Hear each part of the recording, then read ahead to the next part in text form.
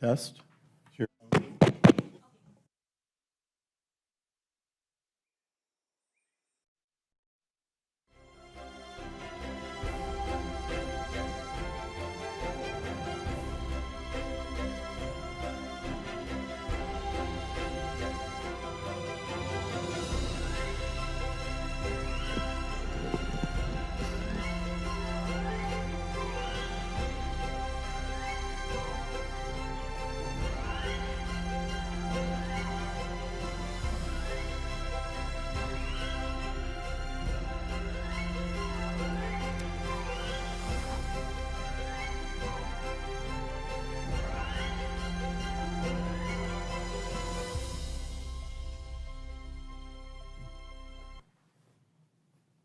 For record-keeping purposes, if you wish to make a statement regarding any item on the agenda, please complete the form located at the entrance or at the rear of the council chambers and deposit it with the Planning and Housing Commission Secretary.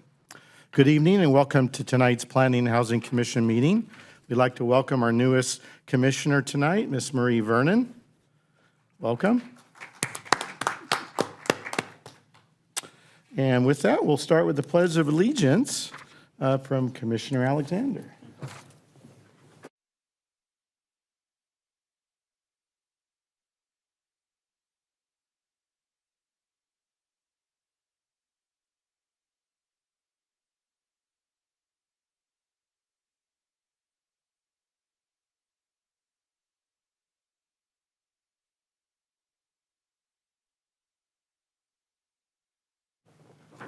Communications from the public. Persons wishing to address the Planning and Housing Commission are requested to state their name for the record. This portion of the agenda is intended for public comment. State law prohibits the Planning and Housing Commission from discussing or taking action on items not listed on the agenda. The Planning and Housing Commission will appreciate your cooperation in keeping your comments brief. Please observe a 3-minute limit to communications.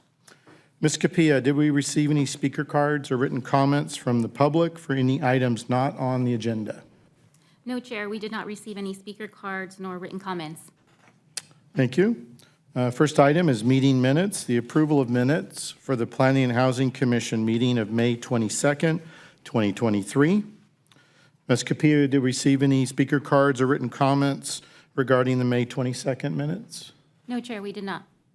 And with that, do we have a motion for approval for the minutes? I'll go ahead and motion to approve the minutes from May 22nd, 2023. And do we have a second? I will second. And we have a second by Commissioner Woody. And if you'd please vote.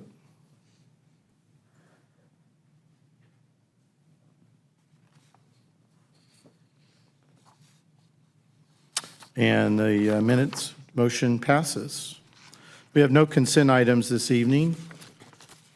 Our first item for public hearings. Public hearings are items that have been publicly advertised for review and consideration by the Planning and Housing Commission.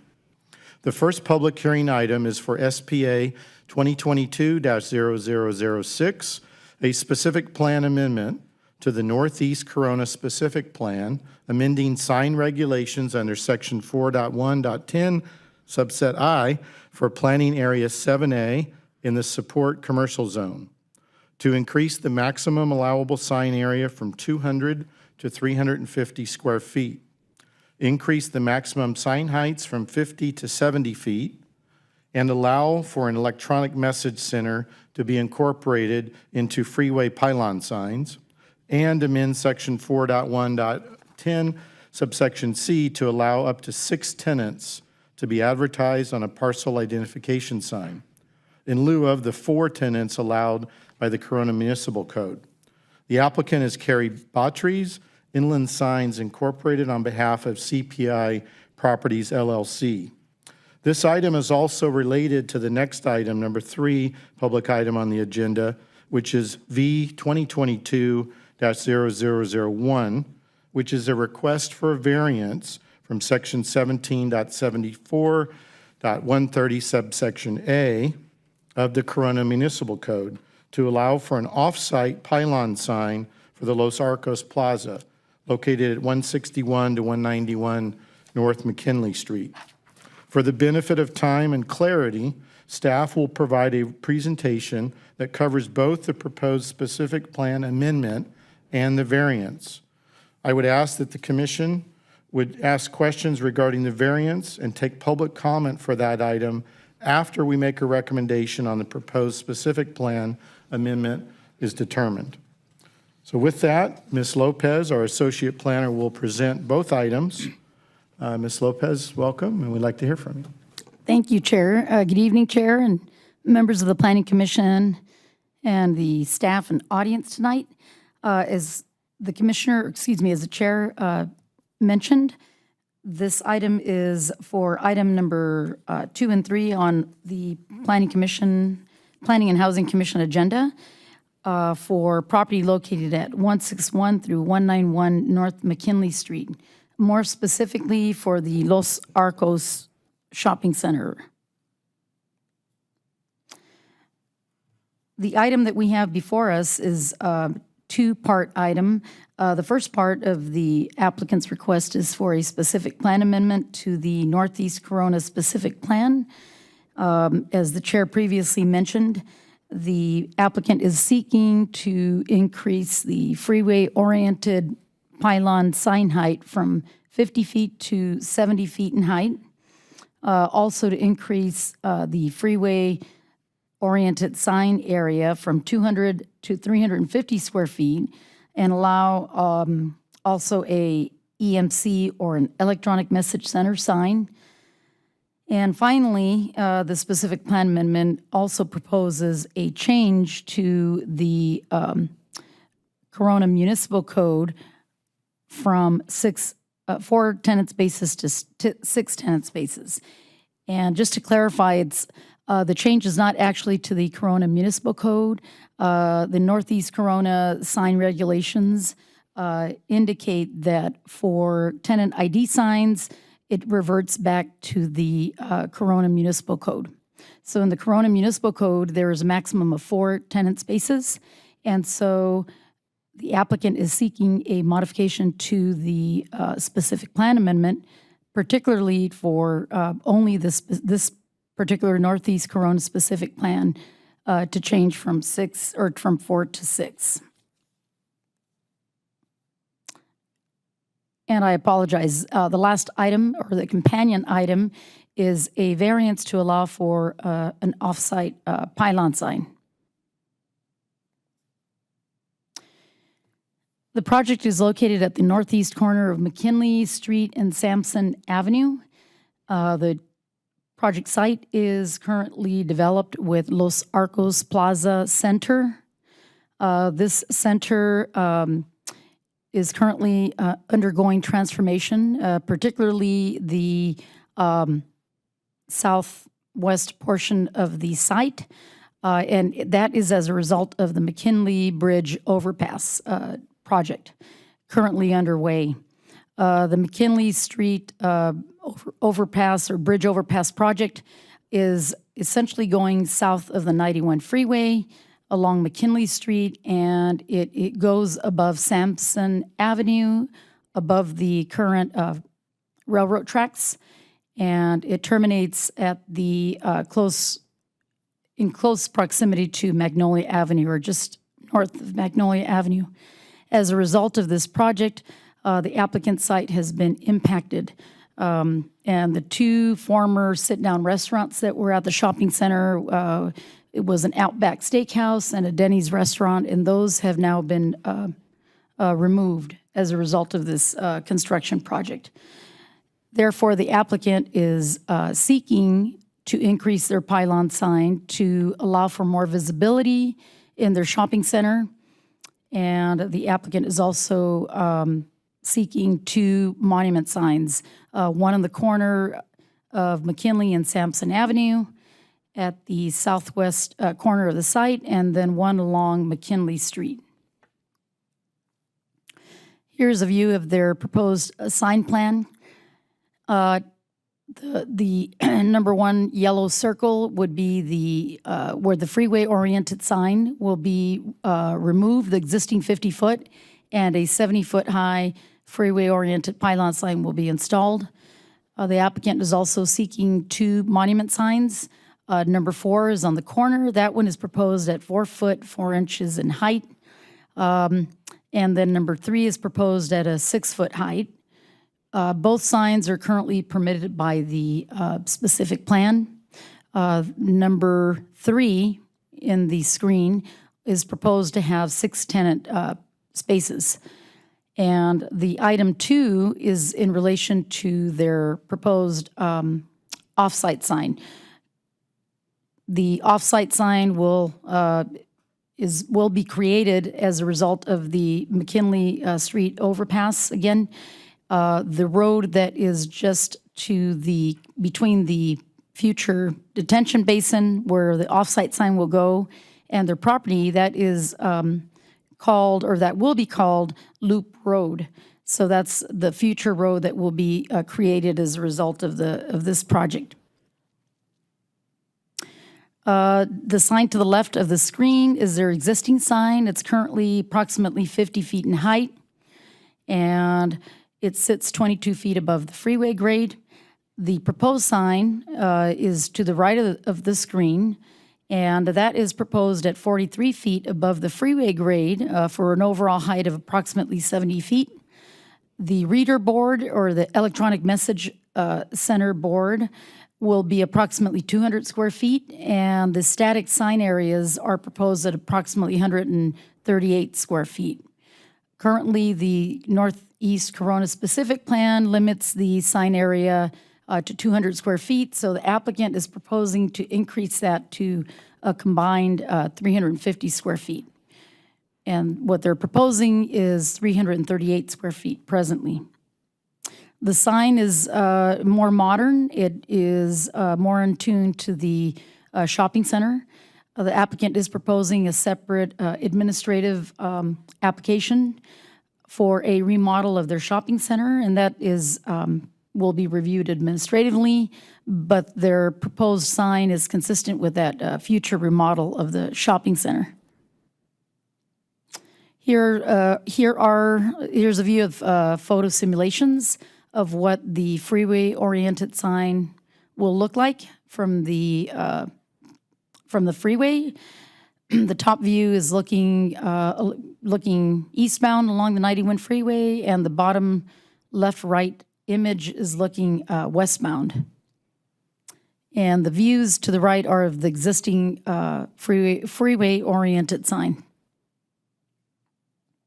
This is a view of their proposed off-site sign. The reason we do classify it, or it's considered an off-site sign, is as the plans indicate, Loop Road will be created, which will connect to McKinley Street after the grade separation project is completed.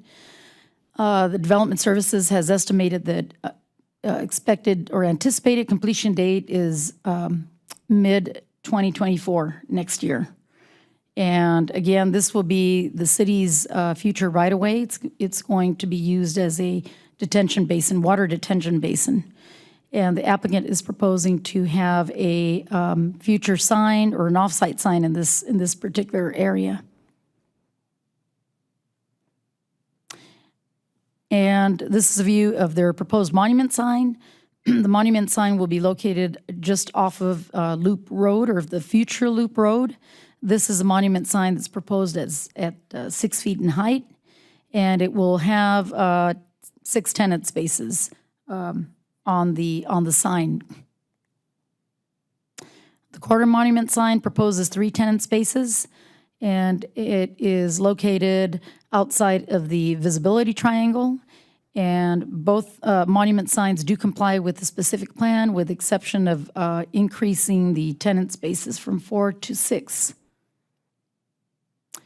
Here's a view of the current site's condition.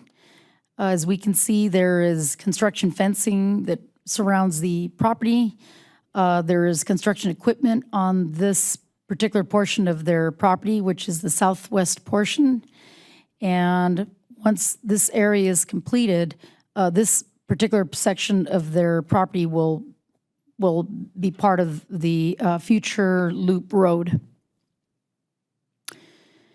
The applicant has prepared a lighting analysis, and the electronic message center sign is looking to have approximately 0.3 candles at approximately 100 feet.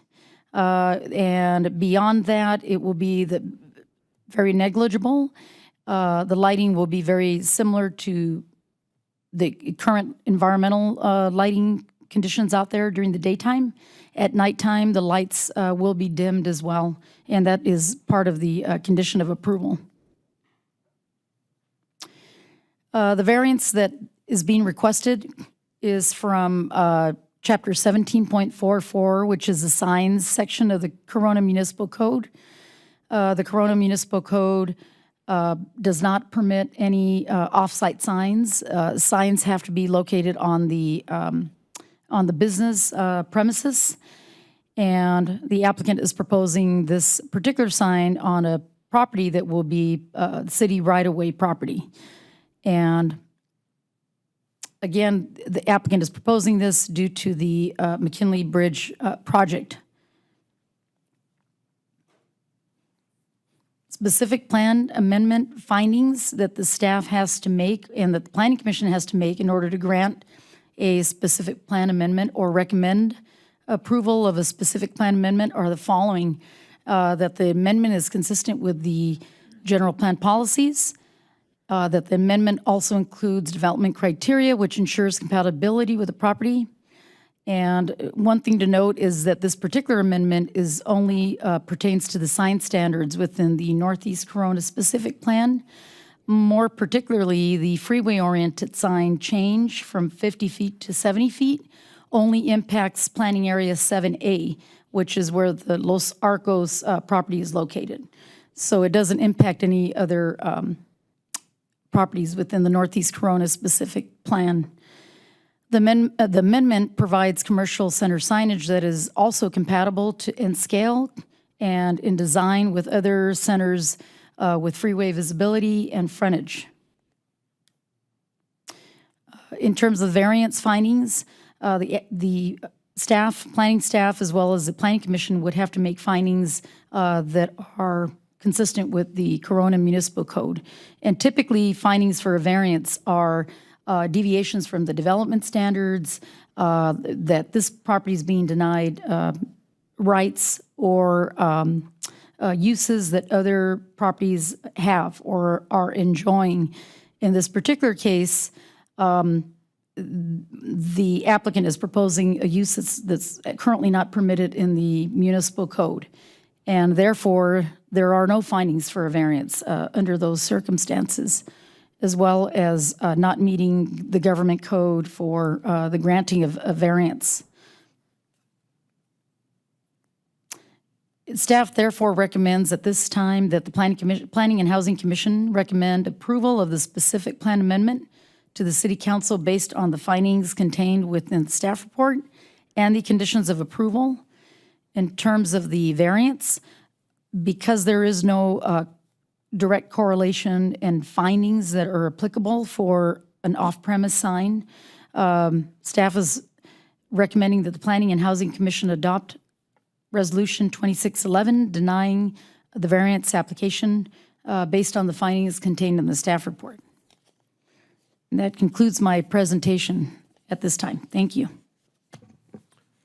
Ms. Lopez, thank you for your presentation. And so to the commission, although it was one presentation, we'll address these as two separate applications. We'll start with the SPA 2022-06. To note that we do have a member of the applicant team here, as well as available on Zoom once we get to public comment and applicant comment. So before we open for public hearing, do any of the commissioners have any specific questions for staff on the SPA item?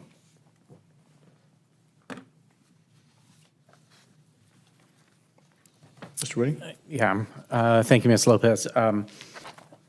I think you mentioned in your presentation that the shopping center is planning a remodel, and this ties into that a bit, but can you just explain a little more, please? Sure. The applicant is proposing to do a few facade improvements because it's under 30% of the overall, of the elevations. It's reviewed administratively, but essentially they're looking to repaint the shopping center, do some minor modifications to some of the parapet walls and things like that. The applicant has also submitted 2 conditional use permits for 2 future drive-through restaurants, but that's not part of this item tonight. And then is that related to the finding, finding number 3? Is that what, is that the significance of that, where it talks about the development of a comprehensively planned project? Is that related to the remodel, or is that, I just want to make sure I'm understanding that particular finding correctly. I believe that's only related to the specific plan amendment in terms of the actual signage that's being proposed. Okay, thank you.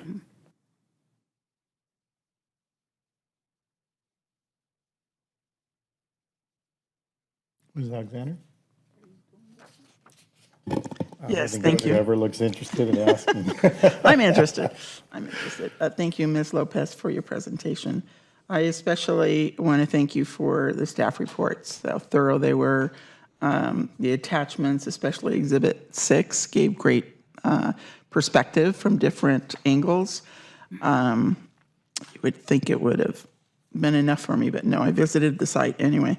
I did have a question regarding the, in your talking about how the one sign is going to be increased from 2 to 350 square feet. So my thought was, what would the EMC be in relationship? And I did find that on the other page. So thank you for that, display. And then to increase from 50 to 70 feet, and then the 4 to 6 tenants for the parcel ID. So thank you for that. However, in your write-up on page 1, when you talk about the center, and it's described for the zone as support commercial. I mean, we've heard a lot of general commercial, support commercial. What kind of caught my eye, I was wondering, how is that different? I did see it on the staff report on page 4 at the bottom. You were talking about the different commercial locations that have different zoning titles. And of course, this one that we're looking at tonight is support commercial. Is there a way that you could describe what that is and how that's different from maybe just a general commercial site? I think in your slide, if you could go back to one of your first slides, please. And the overall, it wasn't the locational one, it was the overhead. I was way early in the beginning. The locational site, I think it was. There we go. So in this one here, when you describe PA 7A it's SC, I also noticed north of the freeway, PA 5D also has SC, and then the other surrounding areas across from McKinley, I don't think that's in the city, that might be county, I'm not sure, but it also has SC, and then of course the 7C beyond there. So how is support commercial from regular commercial or general commercial? Can you describe that for me? It's my understanding, and Ms. Joanne can correct me if I'm wrong, but it's my understanding that sport commercial, there are more kind of detailed specific uses. So for example, in PA 7A, drive-through restaurants that wouldn't require a CUP, maybe in a C3 zone, typically maybe along Main Street. In this particular zone, it does require a conditional use permit. So I believe there are more stringent requirements for certain uses, possibly even auto repair, things of that sort. And I think the reason for that is that because you have freeway frontage, it is along McKinley Street, which is more of a major thoroughfare. I believe the city's purpose of the specific plan is to really allow for certain uses that cater more to freeway-oriented passengers and really kind of exclude some of the unwanted land uses So when we look up at the top left and it's SRSC, so that, I believe in your write-up in your staff report, it was referred to as sub-regional support commercial. So, okay, I just wanted to get that clarification. Thank you. And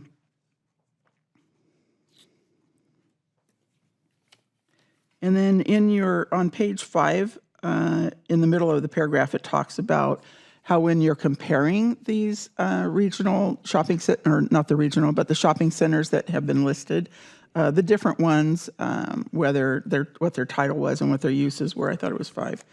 And it talks about how the range vastly differs as far as the number of tenants you found between 3 and 11. For example, for the parcel identification signs, how many tenants would be allowed on each of them from 3 to 5. And it talked about under normal, I would think under normal circumstances that would apply, but I'm not sure with the grade separation that qualifies for ordinary circumstances. It would be my comment. And then on page 6, I was wondering, you talk about, let me get the thing here. You talk about the number 3, that provides for the development of a comprehensively planned project that's superior to development otherwise allowed under conventional zoning classifications. And then it gives the reason. Could you explain that a little bit? What does that mean? If I'm not mistaken, number 3 refers to this. So there's certain findings that the staff and the commission has to make, and these are just almost kind of pre-worded kind of findings. And so what this is stating is that the amendment involves development criteria for commercial center signage to ensure compatibility with development and or structures that occupy the property. So essentially, we're stating that this is consistent with a comprehensively planned project that is one of the findings that needs to be made. So it's not, the planned project is not the grade separation, it's the shopping center. Correct. Correct, for the SC zone? Yeah, so we have, all of our specific plans are basically an additional layer of standards on top of our traditional zoning ordinance. So there's something about that particular plan, which, is kind of like a mini master plan, that we want to have certain development standards that may not be applied to typical zoning that you would find in your traditional CMC, your Corona Municipal Code. So we have to make the finding that when we're doing these specific plans and these amendments, it's something above and beyond what traditional zoning may be. So when we talk about comprehensively planned, it's about the plan itself and how we're applying that. So in this particular case, it is specifically referring to you have a specific sign program, which is allowed by the specific plan in relation to this center, which is part of this specific plan. I see, I appreciate that, okay. So then moving on to number 5, where you talk about the findings for SPA 2022-006, the commercial center signage in a manner that's compatible in scale to other commercial centers having the visibility and frontage along, which is kind of what you were saying, right, Ms. Lopez? Yes, correct. Mm-hmm. And on the previous page where you talk about, you list out those other centers. El Cerrito and the Dos Lagos, Arantine Hills, Eagle Glen Specific, and Northeast Corona, or Corona Hills Plaza. I thought that was interesting that it was included because I think of a sub-regional commercial being quite large and would be the uses, then the tenants would be more to attract not just the neighborhood, for example, like the Bedford Marketplace, where it was kind of the businesses and the usual banking day-to-day type of activity. Those tenants would attract neighbors versus from outside the area, immediate neighborhood. Okay, thank you for that explanation. So when you drive down North McKinley, and I'm looking at this sign here, this overhead that you have displayed here, is that just north of the freeway, that corner there? It says SC, but is that not either the Corona Hills Plaza or Marketplace. Is that one of them? Yes, that's correct. That's what you're referring to in your list? Oh, okay.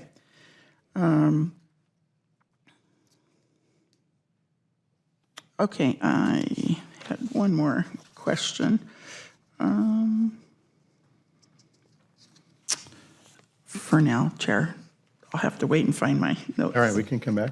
I had two questions. The first was the freeway frontage pylon height at, the application is at 70 feet.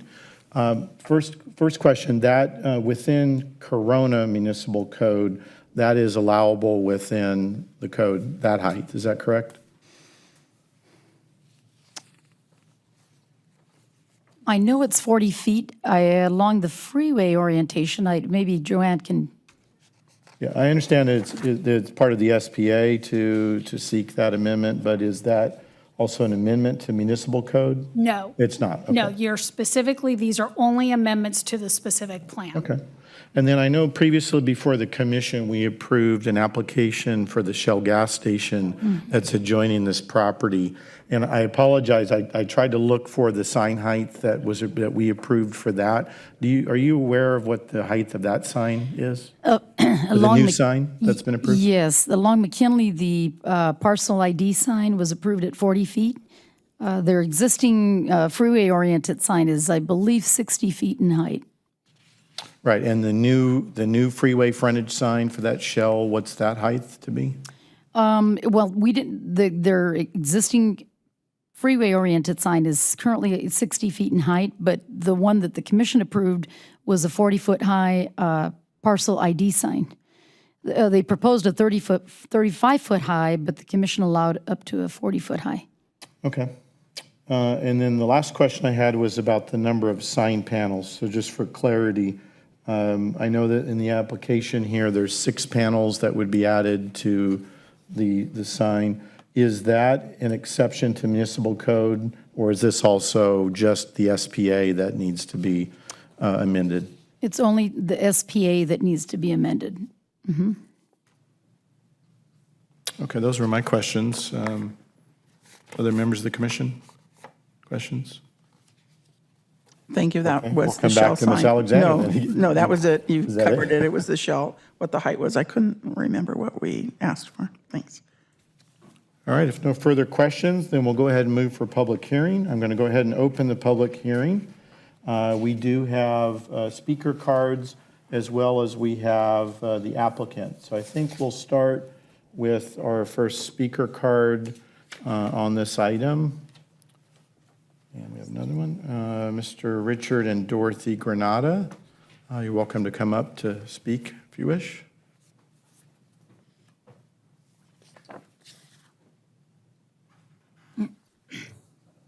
You go up to the podium right up here. Around the backside. She can help you with that, sure. You each get 3 minutes, so you can talk as a couple or you can do individually. Just talk as a couple. Sure. When she was talking, she was saying 4 different signs are going to be taking place. Is that what it meant? Because I was looking at the paper that we received in the mail, and it looked like just one, but I may be wrong, you know. I just was wondering. It's a summary of both pylon signs and monument signs. So it is 4 in this case. It is 4, As part huh? of the SPA, yes. And number 4 is the one closest to McKinley, the off-site sign, the one closest to Sampson and McKinley. And that, I think, is just going to be like 4 feet tall, or how? Yes, that's what the graphic shows. Number 4 would be a monument sign, which is the lower height sign. Okay, okay. And that'll be facing McKinley, or is it going to be facing Sampson? Or? Ms. Lopez, could you reference? Yeah, Rocio, can we put up the exhibit, and can you walk through real quickly what numbers 3 and 4 are? Thank you. There we go. Sure. So she's referring to item number 4 on Sampson. Yes, So just- number 4, yes, number 4 is proposed at 4 feet 4 inches in height, and it is proposing 3 tenant panels that are non-illuminated, not flashing. But is it going to be facing, So it's going to be facing, essentially, it'll be facing southwest. McKinley, or let's see, it's going to be facing Sampson Avenue and that future loop road. in the future loop? Okay. Okay, thank you. That was 3 minutes. Any further comments? I wanted to ask, our main concern was, is it gonna affect us in any way, the sign? Because like we live, where the Food for Less used to be? We live in that house and behind that. And, and it's like whatever sign you're putting up, it's right behind us. So, if it's not going to affect anything for us, then we're not. done, Yeah. So, Well, if it's the item number 4, reference the sign height is slightly higher than a average person, so it's not a full height Oh, pylon okay. sign. Yeah, that's what he was Okay. trying to say. Thank you. okay, that's all. All right, thank you. We have Mr. Joe Morgan.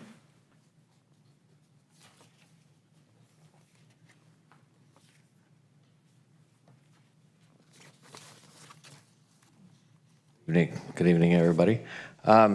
So is it two separate? You're going to have public comment for both? Yes, and you have 2 cards, so you're Yeah, welcome okay. to, yep. So I guess I'd like to point out that I've sat in this room for, I don't know, close to 10 years now. I've heard plenty of variances and specific plan amendments to add, subtract, raise, enlarge signs all around the city.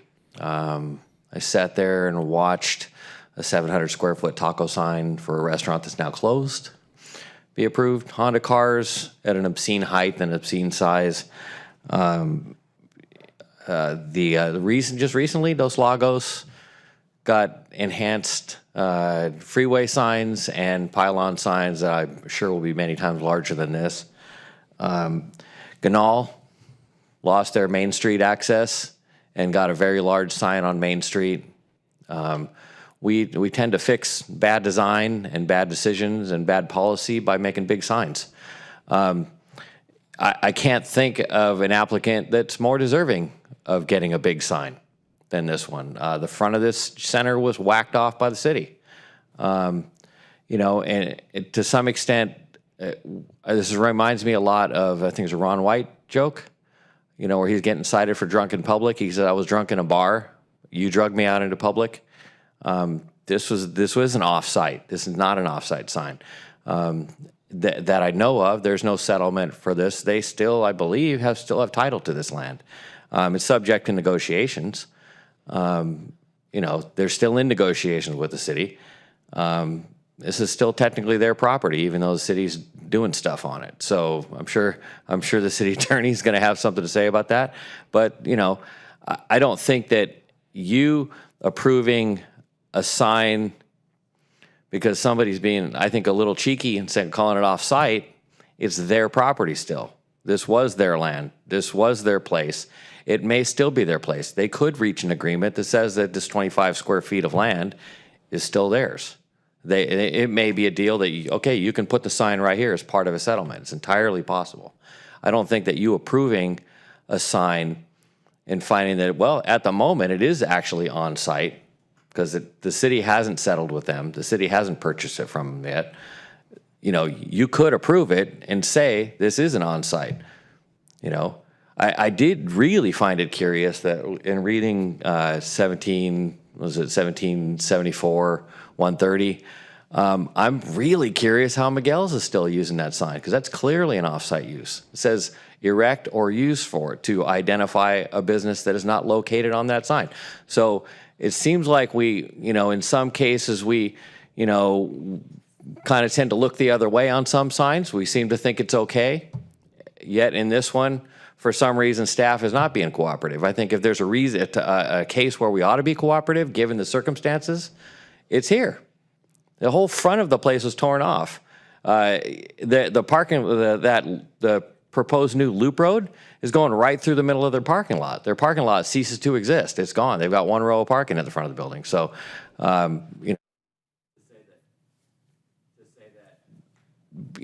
this is now off-site, or this is, you're somehow making some exception. You're really not making an exception. You're doing the same thing we do every single time. Miguel's got their sign because a bridge got built in front of them. Honda Cars got their sign because they didn't like the height of the Lincoln Bridge. Dos Lagos, they just got it because they're well connected and have a really poor business model. So I mean, there's all kinds of reasons why we can make exceptions for signs. I don't think this is much of an exception. What's the other one? Eagle Glen Shopping Center. They got to increase this height and the size, and I think even the number of people on the boards. The center at Rimpaw and Magnolia got to increase the number of tenants that were on the boards. So there's been a number of things that I've sat in this room and heard exactly the same things. I find no reason at all why you can't say that in this case, in these circumstances, that this isn't a completely 100% acceptable use of it. It doesn't look out of scale. It doesn't look as ridiculous as what I think the Dos Lagos ones are going to look like. They're going to burn your face off on the side of the freeway, just like the other ones do. That taco sign's embarrassing. The fact that it's not even a restaurant there anymore. So, and I haven't heard of any plans to open it back up. So, I think if we want to talk fairness and consistency, we could talk fairness and consistency all day long. Thank you very much. Thank you. We have a card from the applicant, I understand, Ms. Alicia Padilla.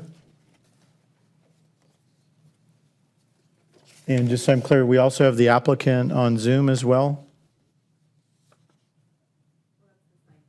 Yeah. Yeah, so if you have Right, so questions you- for them. So I know we're not discussing the variance yet, so this is just on Correct. the SPA. We're Okay. discussing the SPA at this So time. yeah, as far as that's concerned, I appreciate you taking your time to go over everything. And, knowing our situation, where we're at. The only thing I wanted to make clarification on is that on the staff report, they did indicate here that there were 2 monument signs in the center. Adjacent to the loop road, the new monument sign would replace the existing 35-foot height pylon sign on McKinley. We want to know that we're not submitting for monument signs to replace our pylon sign on McKinley. So we still want a sign on McKinley. So I just wanted to clarify that. The other item is on the proposed sign not being part or associated with a specific plan amendment. That was per the city's request that we have that taken off of our submission for our signage plan. As well as the section, I think it's page 2 of 7, number 2, it says that we'd be removing the 35-foot tall pylon that we currently have, and that's actually will be taken down by the city during construction. So I just wanted to make sure that was on there, that it's not something that we were responsible for.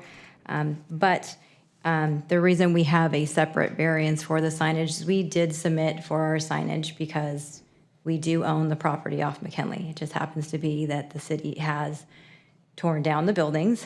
They have possession as far as construction, but we still own that property. So we wanted to submit for our sign on our property and have a small caveat of saying, okay, this is an area that you guys can retain for your signage. But we can go, more into that after you open it up for the variance.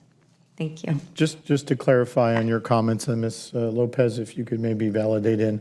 So on our written staff report, the first item that you said is different than Yeah, so what's on written? page 2 of 7, it's basically saying that applicant desires to construct 2 monument signs along the frontage and that they would replace our existing 30-foot high pylon. So we did not apply to get 2 monument signs in lieu of a sign on McKinley. So that was the clarification. And then again, we never wanted to submit for an off-site sign. May 11th, 2023 and September 27th, 2022, we were basically told by staff that if we did not submit as an off-site sign, that it wouldn't be coming to you guys. And So you we said had to item submit for number off-site sign. 2 on page 2. On page 2 of 7, it's item number 2, it says that we would be removing the center's existing 35-foot. That I'm sure is going to be, it's under the construction plans to be removed by the city. Yeah, so that's number 3. Yeah. So I just wanted to make sure we made clarification. Okay. Okay, thank you. Ms. Kapi, any other further comment cards? No, Chair. All right, I'll go ahead and close public comment. Bring it back to the commission for additional comments on the application. Well, I guess, yeah, I'm still trying to follow the logic on some of these findings. That was, what I partly asked about. But I am curious, since we do have a city attorney here, if her appearance is here for a reason that we should be aware of. Ms. Coletta asked me to be here just because there are some questions with respect to the variance in particular, not so much the specific plan amendment, but to make sure that I was available for any questions you might have in terms of your legal ability to approve a variance. Okay, thanks. Yeah, I mean, for me, like I said, the logic on some of the findings I'm struggling with, because, we're comparing this shopping center in some ways, the staff report and the findings compare it to other shopping centers that are much larger and the sub-regional shopping center across the freeway, the Corona Hills Plaza. So, I mean, to me, these seem kind of like two different types of uses of two different scales of developments. And I mean, because the Los Arcos Plaza, I definitely do feel, disappointed in the way that shopping center has had to deal with the construction, but it is what it is. But they lost probably their two most popular tenants. So it's a significantly smaller shopping center than it was before, and the amount of signage that they're asking for seems a little out of scale for the size of the shopping center. So I'm kind of struggling with the logic on the findings because of that reason. I think 70 feet is very tall. It really dwarfs, it would be higher than the Shell station, I guess, pylon we're talking about. It seems a little extreme to be changing the specific plan. At least that's where I'm at right now for these changes. Ms. Sherman, any comments? Absolutely. Just make sure you turn your mic on. I'm curious about the lighted sign. It feels like it's going to be quite a lot of illumination for how small the plaza is now, because I do recall the two anchor, that those are gone. So are we putting something else larger there, some other anchor store or restaurants or something? What are those? Yes, you're welcome to come up. I'll go ahead and open public comment so you can respond to our questions.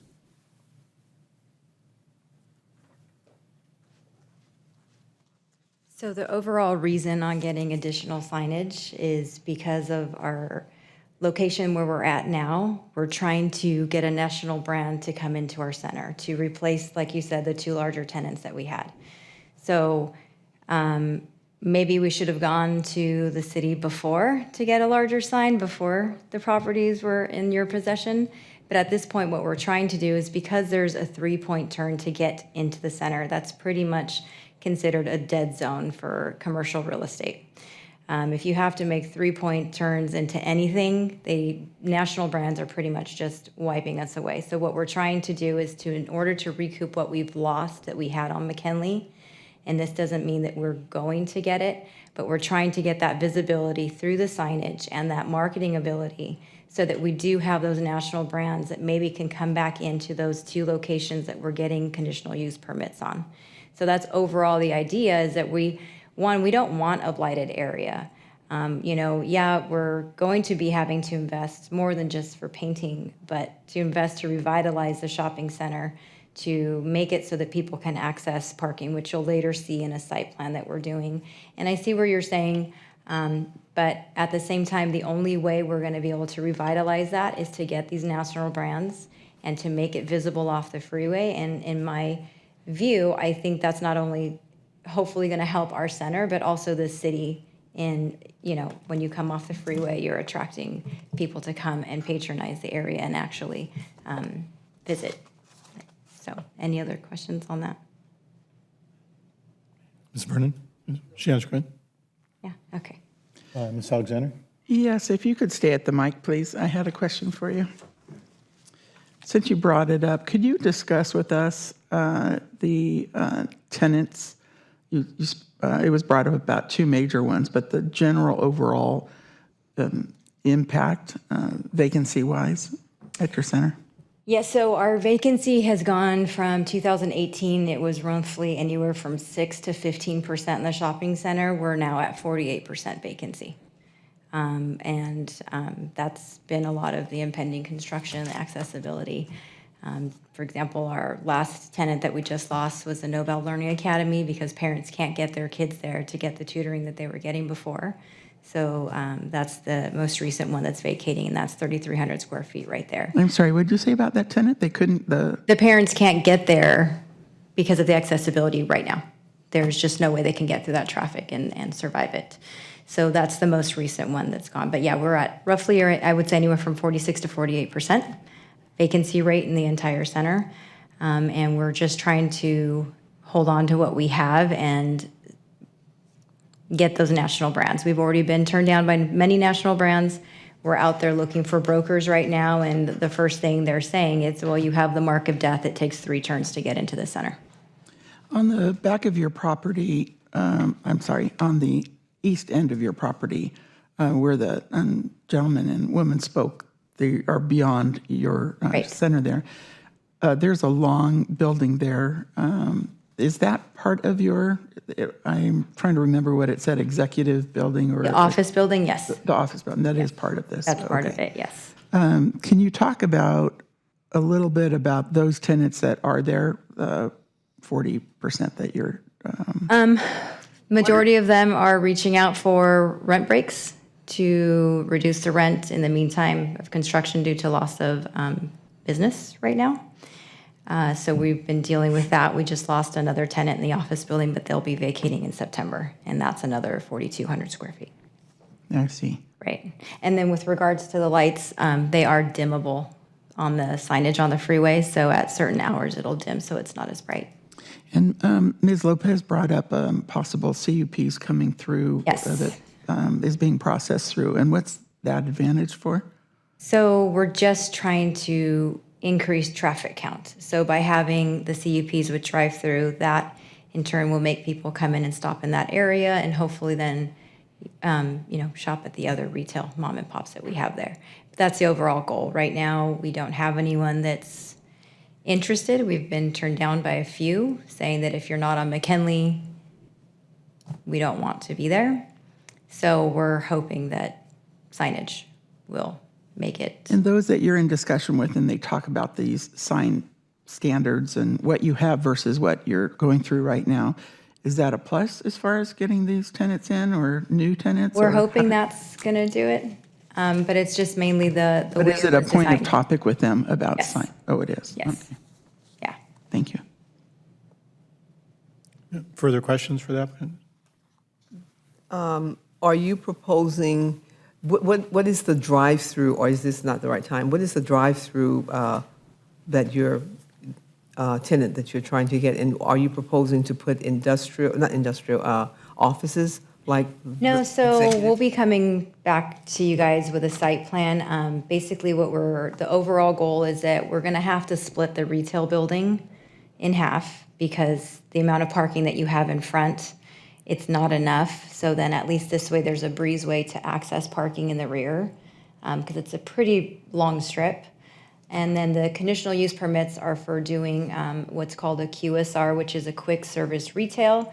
If you've been familiar, if you've gone up to like Ontario, where there's a Dunkin' Donuts in Ontario and Fullerton, so they have 2 retail spots, and then they have a cap where it's the QSR, which is Dunkin' Donuts, and that qualifies as a QSR. So we're trying to get a CUP for that, and then also for another maybe national brand in the middle building between the retail and the freeway to do another fast food so that we can drive some numbers back to us. I have another question, Chair. Could you talk about the signs that are before us? I drove out there numerous times, back and forth, north, south, east, west, as you're approaching, trying to get around that area because it's atrocious. When you're on Sampson and you're coming along, that corner proposed 4 foot on the corner there, it's not going to attract anyone coming from Sampson. It's going to be for those that are coming up McKinley. What's the point of that corner one there? Because the only reason is when I'm at street level and I'm looking at it 4 feet, there's so much commotion going on, whether it's cars or transients or whatever is there today and when I went before. I don't know that the cars coming eastbound are even going to have a chance to see that. I understand it's under construction mode, but Right. In my opinion, it's not. If you drive up McKinley and you look at some of the other shopping centers, it's not right down on street level. I know that Crossings had asked us to put in signage on the street level, but that's because the route of travel, there's nothing there to distract you. There's not other signs, there's not signals, there's not, and in this case, pylons for a bridge, all that sort of thing. So what's the point of, for example, even at Border Shopping Center, Border and I forgot whether it's Via Santiago or Via Del Rio. Where the Stater Brothers used to be. But it was taller. It wasn't so much on the street level. It just seems like it would I be think- ineffective. What are your Yeah, thoughts? the only reason we're at street level there is because, so before we used to have an ingress and egress coming in front of the end cap. And when they designed this, they said that we couldn't have an ingress and egress there. So then we said, well, can we have an ingress just so that there's, not a dead end for cars to have to be turning around. So if we have a bigger sign, it's going to take up more space. We barely have any space as it is, so we're just trying to potentially give maybe a smaller tenant some visibility with that monument sign. So if I'm thinking that the traffic count's probably going to increase on Sampson at some point from all the businesses there, so at least there'll be some visibility there. But to say that we could fit in a large one, we would have to take up a parking space, and right now, like, a parking space is gold. And that's You know. sign number 4, It's right number, on Sampson. it's number you're referring to. 4. Yeah, okay. And the other thought was also for 3. So this loop road is going to be coming down off of McKinley towards Sampson. And then, so as you're coming into the center, there is so much clutter between business signs, the signal, the building structures, sidewalk. It just seems like it's not big enough to be effective. What are your thoughts on number 3? So on 3, if the city wants to give us bigger signs, that's what we're here for. Well, throw it at me. What I'm saying is, and I'll address it in my comments, is I don't think it builds capacity for best utilizing exposure for the tenants in the center.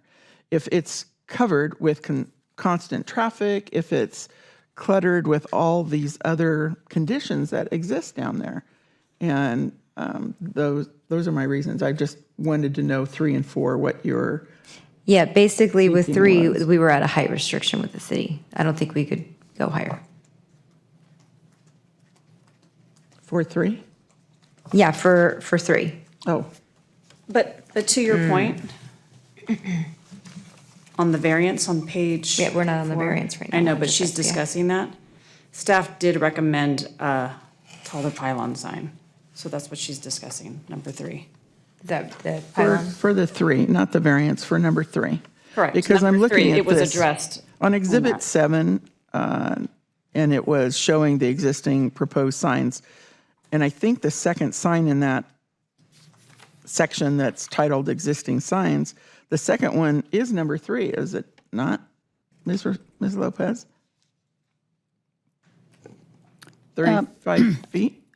There is an existing sign at the northern driveway along McKinley, just Correct, and adjacent that's to going to be the- moved, right? Yes, that's the one the city will be removing, but in the specific plan, there is allowance for a up to 40-foot high sign because it is adjacent to freeway. So they could technically replace 3 with a 40-foot high pylon sign.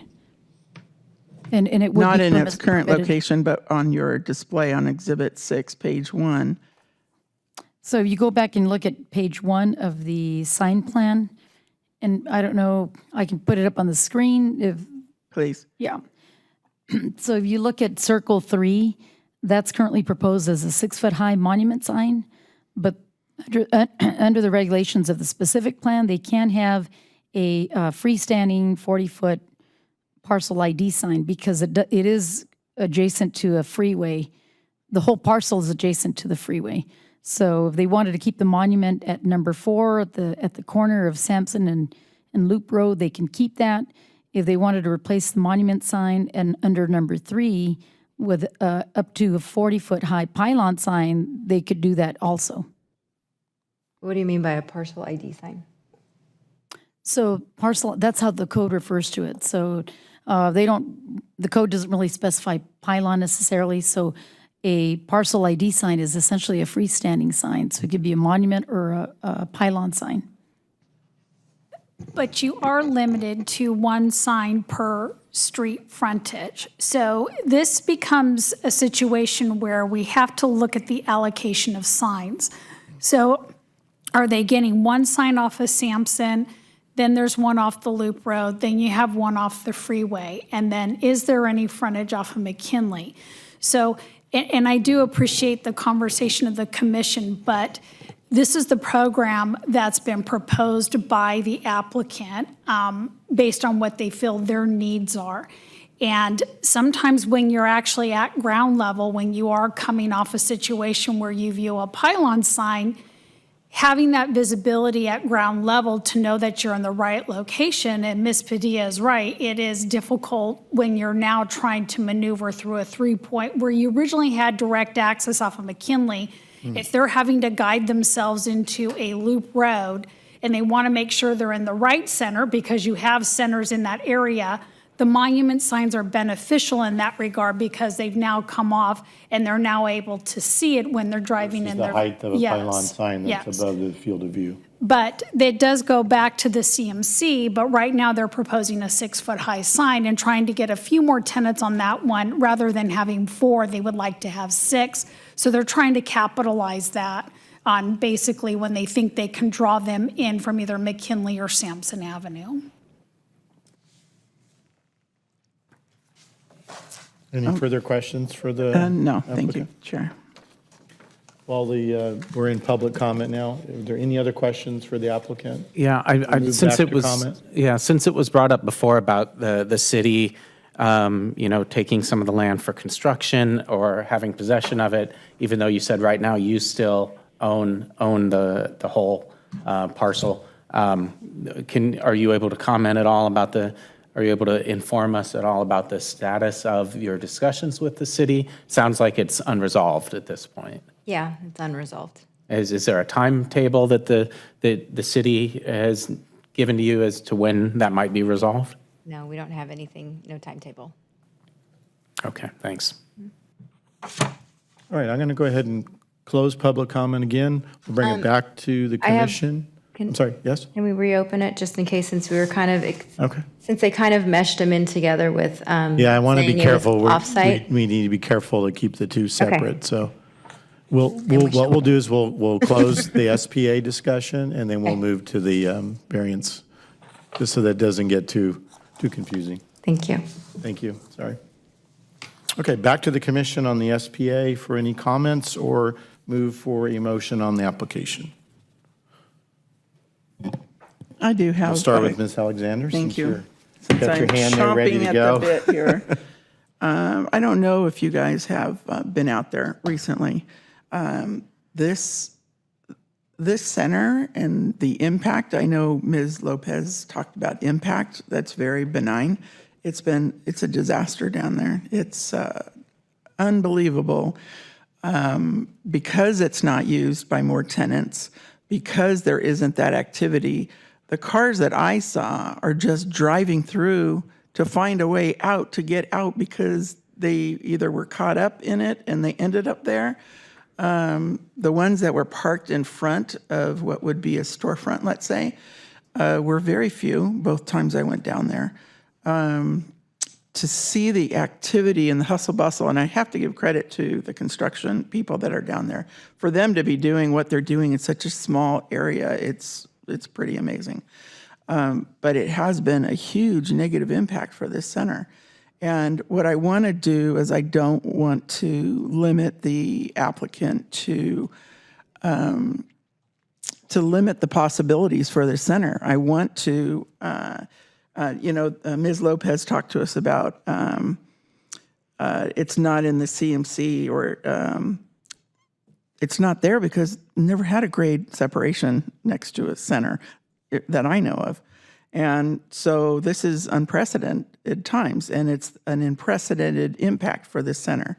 So what I want to do is give the owner, the businesses who are struggling down there, obviously, give them the capacity to, at our level, if it's possible, to give them that range. And I don't know, I'm not opposed to the freeway signage going up to 70.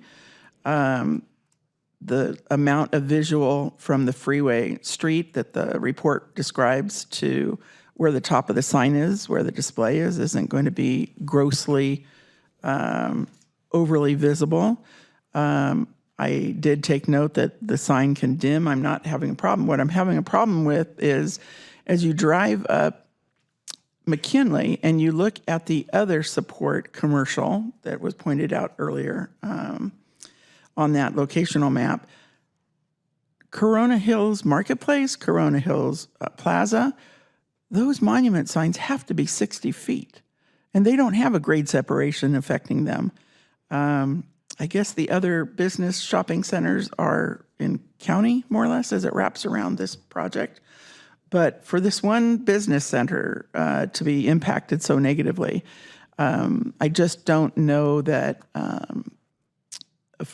and it's obviously up to the applicant what they're putting forward to. I just don't want to pigeonhole them into these signs if this is as best as, I don't know that it's the best for their possibilities. So those are my comments, Chair. I'll state my comments. This too shall pass, so yes, it is a difficult construction project as they are, but a year from now, it'll be an operating center with, hopefully with this application, a better signage program. With that said, I too was looking at the comparisons of signs, and it is different when you have a large embankment next to a property. So when we're considering a 70-foot pylon sign, I really have to go back to the calculation of when you consider the grade separation, the freeway height relative to a 70-foot sign, it really is a 43-foot sign. And I know we had some public comment about this, other conditions that are similar to this throughout the city. One of them was the crossings, where there also is, the freeway is at a greater height. Dos Lagos, the freeway is at a greater height. And even the Mexican restaurant that's now closed, the freeway is at a much greater height. So for me, I'm going to defer to what the municipal code is, and it says that a 70-foot pylon sign is acceptable. I know that that requires an amendment to the SPA, but I think in this situation, in my opinion, 70-foot sign really is a 43-foot sign for purposes. We had a similar conversation when we had the Shell applicant here previously, and we don't have to get into the height difference, but I recall a similar conversation about really normalizing when the freeway is higher. For me, if the applicant has stated what they want in terms of pylons and or monument signs, I'm going to let the applicant know best about what they're asking for. I understand what you're saying, Ms. Alexander, about giving them more, but ultimately, if this is what they've asked for, I think we can only weigh in on what's provided to us. So that would be my comments. Although I think there's a challenge here, in my opinion, I think that this supports approval. That's my comments. Yeah, I'll just reiterate what I said before. I'm struggling to, see how such a large sign for such a small shopping center makes sense. Rewriting the specific plan for the Northeast Corona to accomplish that. By pretty much their own admission, the shopping center is failing, and it's a shame that the city has sort of initiated that, I guess. But I don't think one bad decision merits another one. Putting up another eyesore, a much larger eyesore that to hopefully try to save a shopping center that's really struggling. So that's kind of where I am right now. Ms. Vernon? Yeah, I think I heard the applicant say that they were limited to the sign. And if we want to give them a taller sign, we should give them a taller sign. And I'm agreeing with Ms. Alexander. That corner, it's a deterrent. If it's that small, it's going to be loitering on it. I think they should get a little bit more for visibility there. And I do agree I don't think that the 17-foot height also it's really, really 40-something, 43, something like that. So they've lost the land. They have a struggle to get people to go there. You will build it up, but we need to do something to help them build it up. I'm agreeing with you on that. Ms. Sherman? Do we have a motion? I'll motion for approval of SPA 2022-006 based upon the application as stated. I'll second. And we have a second by Commissioner Sherman. And we please vote.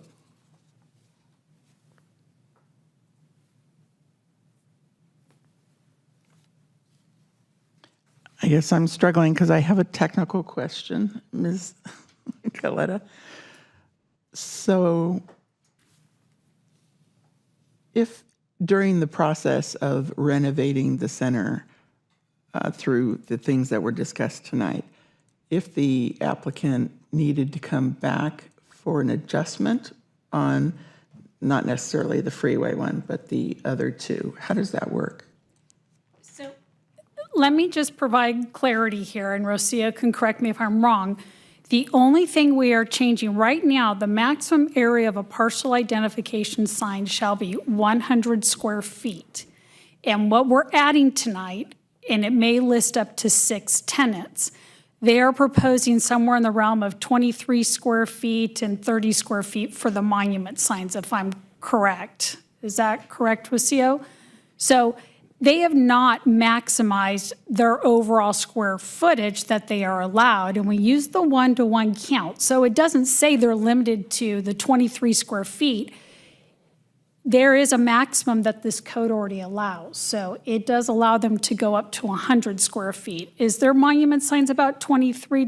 Is that what I've seen on the exhibit, 23 or 30? Yes, Okay. that is correct. Yeah, for freeway-oriented, the specific plan currently permits up to 200 square feet. And they're proposing to change that to 350 square feet. But for the monument signs, it does go, or it reverts back to the code, and the code is up to 100 square feet. But they're well below that. Yeah, so they propose smaller signs, but the specific plan allows you to go up to 100.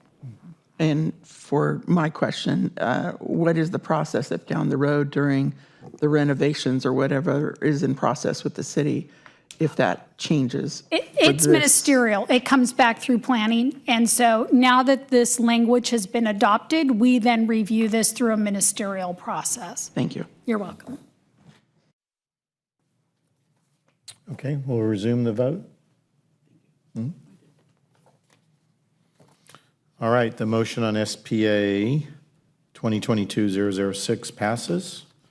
We'll move to the next item, which is the variance, and that is variance 2022-001. We've already heard the presentation.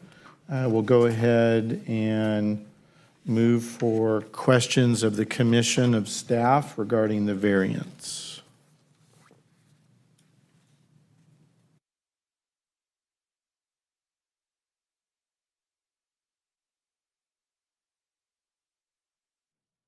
I guess I'm just trying to figure out why we're doing the variance now if the property owner still retains the property and it's not the city's property yet. I mean, I feel like they would have their sign on their property as of now. Like, why are we doing this at this point? Ms. Diamond, maybe? Yes, if I can.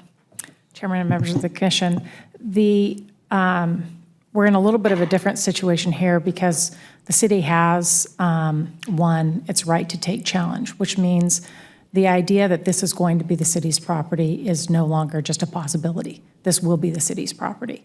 So what they are proposing, they're proposing for the condition that the site is going to be in after the city takes the property. So that's exactly the way that staff process the application. It also would not be for the city to then process it as an on-site sign, knowing that we're going to be taking the sign. We're putting the city also in a position where we're creating effectively a billboard. And if you know, in our code, billboards are prohibited. The only ones that the city currently has are existing ones. And the city allows those because they are already in existence. We don't want to diminish our right to continue to prohibit billboards. And once you start down that path and you allow one, the next person is going to come and say, you allowed a billboard there, I want a billboard. So we do want to be very careful that we're not allowing things that could put the city in a position down the road that would limit its ability to prohibit billboards. I also want to just make it very clear, the variance cannot authorize a prohibited use. That's the distinction. I know other signs have been brought up, such as the Ganal sign. That was a variance to change the development standards for an approved sign, an approved directional sign. In other words, the code allowed for a directional sign. They got a larger directional sign. It's very different here where they are asking for a sign that is absolutely prohibited. What about the Miguel sign? Yeah, there was there was a public comment about that. Is there any stipulation of what happens to a property that's no longer operating with the sign that's still in use? Yeah, so we've had discussions with the operator on that. They were still using it for some office-related businesses. I still talk to that applicant on what they plan to do. We could circle back with them. I certainly don't want to speak out of tone for the owner on what's going on, but it is a sign that they did have erected, and the restaurant is located on the property, and that's what they're advertising is Miguel's Restaurant, so. Even though it's not that location's Yeah. not open. So we can circle back. I certainly don't want to make them the subject of this tonight, so. Yeah, but it's germane to the conversation because I know the billboarding type of comment came up. Any further staff questions? I want to ask, first of all, it's, overall with the site and the commercial center, and what do they have in their ability to make a success of this? I don't, I can't believe in the general plan it doesn't address the ability for an environment where a business can thrive, in this case, many businesses. What is taking away a 35-foot pylon and then recommending a denial on a variance application when this sign, that whole area is going to be flat on facing this humongous rising structure to allow for the bridge. The bridge is needed. I don't have a problem with it. It's definitely necessary. However, the center is only struggling because of the bridge, because of the construction, because of this plan. So, for example, I just don't know. I don't know that putting a sign at that level is effective because it's facing, and the other one is facing a block wall. How does an applicant then move forward with a monument sign like Corona Hills Marketplace and Plaza? How does that happen? And how does this roadblock keep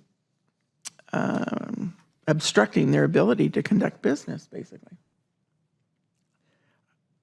I guess it's an opinion.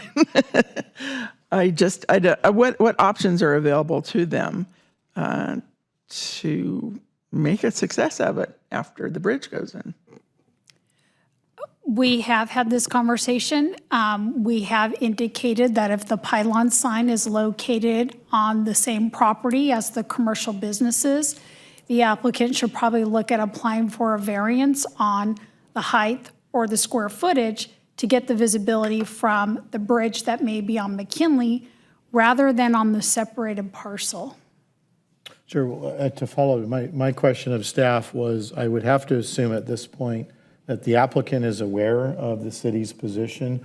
It was stated in our documentation that the city did not support the decision for the variance, yet the applicant continued to go down that route. So I guess my question is, if that's the case, then why did the applicant not request that as part of the SPA versus pushing that? I guess the question is, the applicant was aware of the city's concerns with this variance, correct? Yes. Yes. Okay. I guess on page 3, then, I'll continue with my questions. When it talks about the analysis part, and 1, 2, 3, I think it's the third or fourth paragraph down. As stated in the CMC, variances shall be limited to modifications in development standards. It can't be allowed a use that is prohibited. Okay, I get that. But it says here on the next paragraph, which limits variances to special circumstances, grade separation, first in the city, a project this size, I would think would be the special circumstances, and prohibits variances from being used to allow an activity that is not otherwise permitted. And then when it goes on to say that under the government code 65906, because of special circumstances applicable to the property, including size, shape, topography, location, and surroundings, that would allow privileges enjoyed by other properties in the vicinity. Other properties in the vicinity enjoy signage to their property. In fact, in great heights compared to what is being allowed and restricted for this property, for this application. So I don't know that I agree that such conditions do not constitute a grant of special privileges. I guess I would like you to address that, please. So the government code, and you have to read the whole code in its entirety, because I think the last sentence is really what we're talking about in terms of you can't use a variance to authorize something that's prohibited. That's just not the way you go about, us amending our code would be the way that you go about, getting rid of a prohibition. You can't use a variance to go around something that the city council has said this is what is permitted and this is what is not permitted. The special circumstances are the findings that you have to make, because a variance is something that's special. It's not something that should be given to everyone. You have to make those findings that there's something so, different here that they don't have the privileges that other properties enjoy. And I agree with you, absolutely. The McKinley, that's a finding that could support it. except you still cannot use a variance to authorize a use that is prohibited. As an example, when Ms. Coletta said they could get a pylon sign on their property and maybe increase the size, they'd have to get a variance. You would use those special circumstances findings to support that type of a variance because a pylon sign is permitted on site. You're not allowing something that's otherwise prohibited by the code. You're just saying, this is permitted by the code, and we're going to let them get even more because they're in such a special circumstance because of the McKinley. And rate it's separation. permitted because there's a 35-foot right there now that's going to be removed, correct, on site? That 35-footer? Yes. Number, That's going to be taken away when that property is no Yeah, longer. it's near the shell, near near the the, shell entrance. okay. Yes. Okay, so could you brought it up. What is that process for amending to allow something? What is that? That would be going to the council and having a municipal code amendment. But remember, you have to look at, this is not, we can't just make a municipal code ordinance for just the site. That would then expand it to the entire city and saying, we're now allowing off-site signs. I understand that part, but as far as the specific plan and the amendment for 7A, that is the way to go about it versus this that's before us today, the variance. In terms of amending the plan to allow a pylon sign on their site that's larger, is that what you mean? Yeah. Got it. Thank you. Staff, yeah, of staff, yes, go ahead, Ms. Rain. Microphone. You can stretch it down if you need to. You have to get used to that aspect. Yeah, So grab it and make it yours. Okay. I have 3 questions. The first one, the pylon is permitted if the applicant placed it on their own, on their own site. Would that, the second question being, would that have taken parking space away? Was there a reason? I didn't read it. Maybe I'm not familiar enough yet, but why they were adamantly opposed to doing so. And I'd like to know that reason. And then the last one is, would it have height restrictions? Would it still be the same site that, a sign that they're asking for, but just on their lot? Yes, and I do want to make a clarification here, because we say on their property. The pylon sign has to be located on the same property as the businesses. So even though, let's just say this applicant owned this site, but maybe they own the property across McKinley Street. Let's say they own the site with a car wash. It still doesn't give them the ability to put a sign on the car wash site advertising the Los Arcos Center.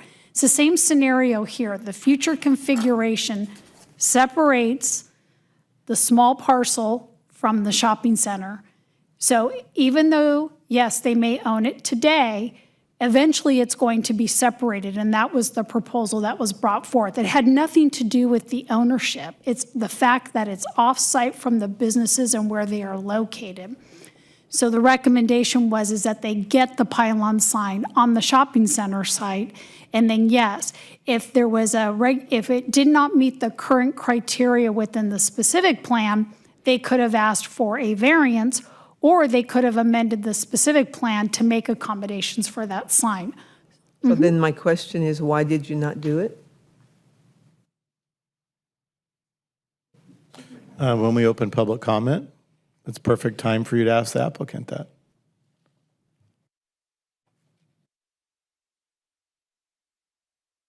Mr. Whitty? Okay, we'll go ahead and move to public comment. I'm going to go ahead and open public comment. Ms. Capilla, I have a speaker card from Mr. Morgan, and then we also have the applicant again. So we'll start with Mr. Morgan, and then we'll go to the applicant. You can wait close by, that's fine. So, Mr. Morgan, this is for the variance. So oddly enough, in this room, I sat here for a process that was about the Shell station on Lincoln. They have what any other common sense person would in this same exact situation as an off-site sign. The Shell sign is off of their parcel. Somebody drew a 6-inch wide little strip of property to connect the two of them. This is ridiculous that we're deciding what can and can't be negotiated for. I don't know if Ms. Raymond is involved in the negotiations or not, but this is all subject to negotiations. And so to say that it's not the same parcel, but we did the exact same thing. We had a variance and a CUP and all kinds of nonsense for Shell to have a large sign right at Lincoln, and it is not connected to their parcel. It's not in any way functionally, it's separated. It's back over here. The Shell station is here. There's a driveway for the apartment complex connecting them. You guys, I'm sure you remember that. So it's really rankling me to hear the hair splitting and the argument about, well, we can't do it here because blah, blah, blah, or we can't in any way write anything that's going to in any way mitigate this problem that the city has created. Again, back to the Ron White thing. This was taken from them. They're just trying to get back to it. Like, okay, we'll put it on your property. Well, that's going to be another 2 or 3 parking spaces in the front. How many more square feet are they going to lose of the building or the parking? We're talking a pretty small parcel. And to say it's not connected, well, clearly that's out the window now, because there's obviously a way to fix this. There's obviously a way to negotiate this. There's a way to make this happen. And we ought to do it. We ought to do it. We can do it, and we ought to do it. We allow it for one, you allow it for another. You allowed it for Shell, you allow it for this one. Thank you very much. All right, Ms. Vaccaro. And we'll start with any comments you have, and then we'll move to the commission for public question comments. Or public questions. All right, let me go through my goodies. So I have an email from Jacob Ellis, City Manager, April 21st, 2022. If you would like to propose a directional sign to be placed on the island to direct cars to Los Arcos Plaza, I believe the staff could support that. We would need to look at the proposal, but an off-site directional sign should be doable. So we're asking for a directional sign with 2 tenants as well. Other comment, 2014, Ganal Lumber was able to raise their sign to 55 feet from 15 feet, which is usually not allowed if you're not by a freeway. Additionally, the lumber store may buy a small parcel from the city and build a 31 square foot, 12 foot high illuminated sign on the median of the North Main Street overpass. That's offsite. So we're not asking for something that has not been granted to anyone before. And just to give you a general idea, Ganal Lumber had a street that was going to their business that was moved. They didn't have buildings taken out. They didn't have anything else taken out. They also have an off-site directional sign that aims to Ganal Lumber that is at the end of Harrison Street. That is also off-site. I'm sure they do not own that parcel as well. So we're just, to answer your question, why do we want it on McKinley? Because anyone who is going to be driving that area is going to be on McKinley. The reason why we want to get new tenants, their first question is, well, are we going to be on McKinley? My answer is no, you're not going to be on McKinley. But my answer could be, I can get you signage on McKinley. And that possibly might get them to come into our center and revitalize the area as well. So I'm not asking for something the city hasn't given to others before. I'm just trying to get what I think we should be given so that we can survive. Any other questions? Commissioners, any questions for the applicant during public comment? Thank you. Well, I did want to address, what Jamie had mentioned about you cannot approve something without city council amending the municipal code. So nothing's written in black and white here. This is new, it's new to the city. You know, it's new, like speaking to Rocio, I understand her position and this planning commission. It's hard, there's no guidelines for this, but I do feel that based on historical decisions the city has made, that I feel that it would be right to be able to grant this for us. I appreciate your time, thank you. Thank you. All right, we'll go ahead and close public comment, bring it back to the commission for any further comments or questions of staff. I then would like move to toward say the something, motion. if I may. I feel it's important for clarity. The applicant got up here and read an email. I could tell you there was numerous emails going back and forth between city staff, the applicant, and the sign contractor. And throughout that entire process, we were very clear on what the requirements were. So at the last minute, there was discussion based on our CMC that directional signs are allowed. They can be up to 6 square feet. They're very small. But that proposal never came to us. This proposal is what's come to us. So there are two options tonight. If there still wants to be discussion, if the city would consider a directional sign under a variance and what would we allow, we can continue that and continue to have that dialogue. But I don't want it to be misrepresented that the city manager committed to something when that conversation was not fully vetted out by staff. We were always talking about the fact that the pylon sign was an off-premise identification sign, and we've had many, many conversations with them about that. So I just want to make that clear. So if this is now an additional discussion they would like to have, we could go back to the table on that, but I'll leave that up to them if they want to continue it and have that discussion. But I just felt that that clarity was necessary. A question relative to that then, Ms. Coletta.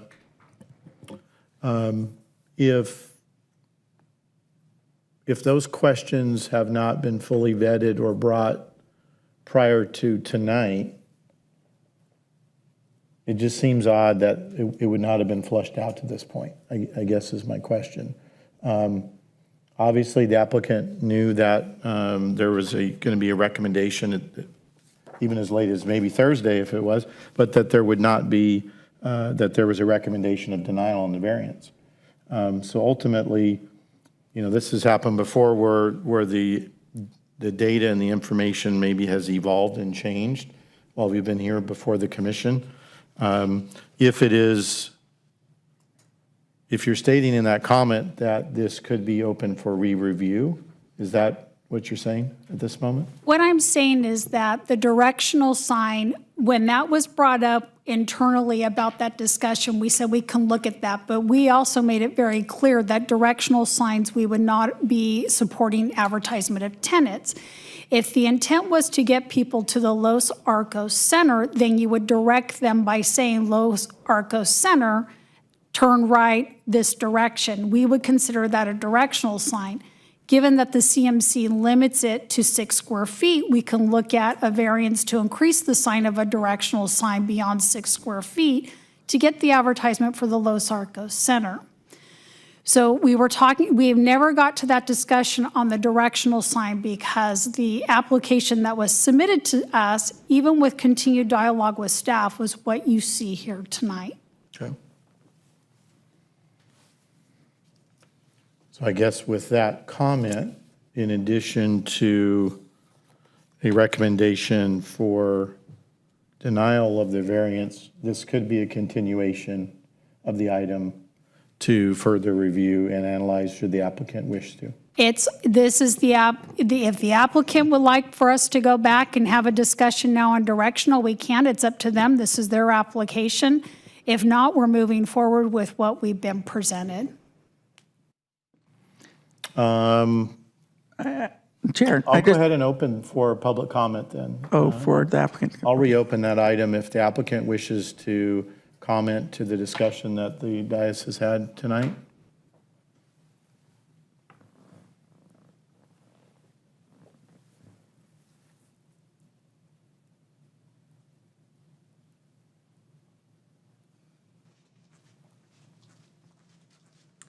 So to clarify on the email, Joanne, what you were saying is that you could not have an off-site sign. And what I'm saying is that you guys have said we can have an off-site sign.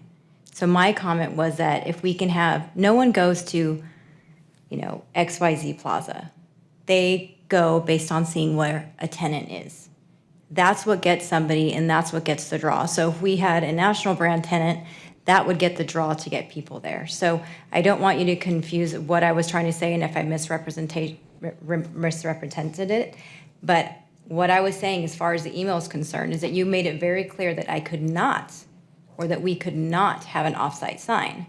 However, now you're saying that there's a possibility of having a directional sign. So what we're requesting is, can we have a directional sign with tenants? That's what's going to get people to the center. So the only reason we've been trying to go through with this is because, yes, we've had pushback from planning saying that this can't be done, this can't be done. But at the same time, when I'm looking at a Ganal, lawsuit that they filed against you in 2014, and you granted them that they could buy a portion of the city land to put their off-site sign. That's what we're asking for. So we're trying to get that because realistically, tenants want visibility on McKinley. They're not going to want it on a loop road. And then if we put a pylon sign where you were proposing where the monument sign is, that's then going to block any type of visibility that a tenant may have on the building, possibly, when you're coming off the freeway. So we're trying to see what would better suit the center for the future. So are we saying, oh, well, no, we won't apply for a pylon sign if we can't get this? What we're saying is we would love to have this sign on McKinley. We would love to get more traffic to these tenants. We would love to revitalize the area. And if you can allow a directional sign, and if you can allow Ganal Lumber to buy a portion off a median, well, we would like to then reserve a portion there and put our sign. We're just asking to be treated the same way that you've treated other people. So if you need to table this so that there's further discussion, Is but that your wish at this moment to? if it's something that's possible to do, that's what I would like to do. But the reason we came to you guys is because we were just being told, no, it's Sure, not well, possible. The option before the commission is either to accept or deny the variance. We can continue the item for a future review and presentation to the commission for an ultimate decision. Let me ask Carlos, what would you like to do? Continue it? Okay, you'd like to continue it. Yeah, I think the discussion that needs to be had, we certainly don't want to sit here and do it tonight on the dais, but I do believe this conversation has changed. There needs to be some clarity, and this is completely changed from what the intention was. So absolutely, if we can provide some clarity, and who knows what we come back with, but I definitely feel that there needs to be more conversation so there is a clear understanding of what we're saying we're going to allow. And there are a different set of definitions within the CMC as well. Yeah, it sounds like that's prudent because. I do have one if you question you had a before. question, So the off-site area includes the loop road and then the basin that it is embracing. The functionality of the basin, does it have the capacity to have a sign in that, or would it interfere with what the process is? The reason for a basin, how does that work? That I don't, we haven't gotten to that point yet. We would have to have someone with an engineering background look at that for us. Okay. So for the commission, let's go ahead and close public comment. Based upon, I think, the new conversation, I think the commission would. I'll go ahead and an option to make a do motion continuance, to continue. if you would. I'll second.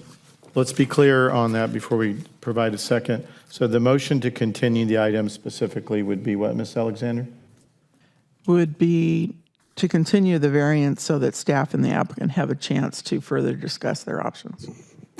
And So- typically, we would have to hold this item to hold the public comment. Do we feel that that could be completed prior to our next meeting? Because we have to continue it to a date. Correct. It needs to be continued to a date to, So based on the timing with the agenda and everything, we would need to continue for us, would be July 24th, in order not to do a re-advertisement. Okay, then Chair, I'd like to go ahead and continue this item, the variance portion, until July 24th meeting. And I'll second. Okay, we have a second by Commissioner Sherman. So we have a vote before us to continue the item.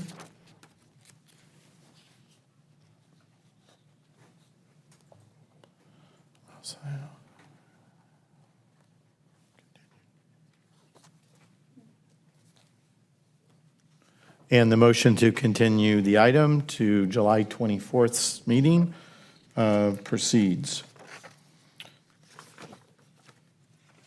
Moving to our next item, written communications. Has the Planning and Housing Commission Secretary received any written communication from persons providing information or seeking action by the Planning and Housing Commission?